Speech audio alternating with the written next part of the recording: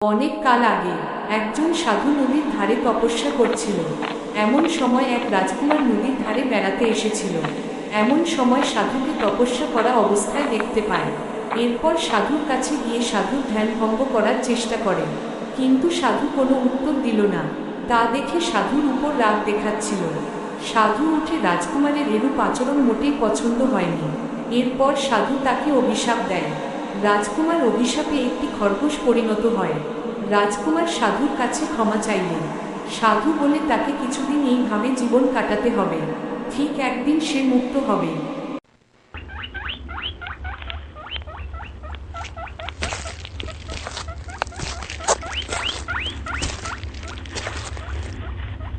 মনের দুঃখে সেখান থেকে রাজকুমার চলে গেল।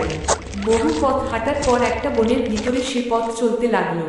চলার পথে তার একটি ঘোড়ার সাথে দেখা হয়। ঘোড়াটি তখন ঘাস খাচ্ছিল। খরগোশটি ঘোড়াটিকে কিভাবে বন থেকে বেরোনো যাবে জিজ্ঞাসা করায়। ঘোড়া জানালো সে মুক্তি পাওয়ার লোভে দলছুট হয়ে এই বনে পালিয়ে এসেছে। সেও জানে না কিভাবে বের হতে হয়, তাই বিদায় নিয়ে সে আরো এগিয়ে চলল বনের ভিতরে।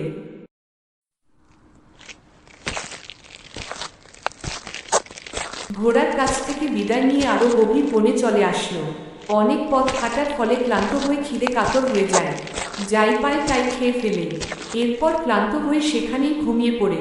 কিছুক্ষণ পর সেই পথ দিয়ে একটা টিয়ে পাখি ওই পথ দিয়ে যাচ্ছিল। খরগোশকে ঘুমানো অবস্থায় দেখে জাগিয়ে তোলে। কেন সে ঘুমিয়ে আছে জিজ্ঞাসা করে। খরগোশ তার সঙ্গে ঘটে যাওয়া সকল ঘটনা পাখিকে জানায়।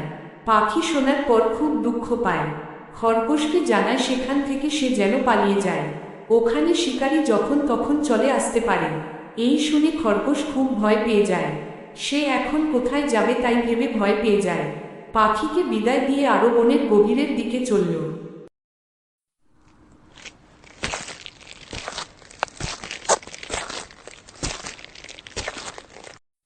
আরো হাঁটতে হাঁটতে বনের গভীরে চলে আসে।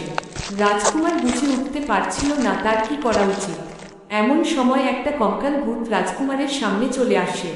রাজকুমার অনেক অনুরোধ জানায় যেন তাকে না খায়। ভূত শুনবে না। তার খিদে তখন প্রচুর। সে ভেবেছিল খরগোশটা আজ তার ভোজন হবে। কিন্তু রাজকুমারের কাছে তার করুণ কাহিনী শোনার পর খুব কষ্ট হয়। অনেক সময় ধরে সে গভীর মনে সে চিন্তা করল। রাজকুমারকে থামতে বলে তার মানুষ জীবনের কথা মনে পড়ে।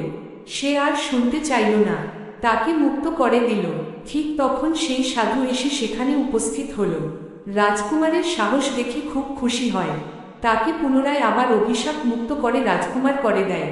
রাজকুমার তার ভুল বুঝতে পেরে সাধুর কাছে শিষ্যত্ব গ্রহণ করে।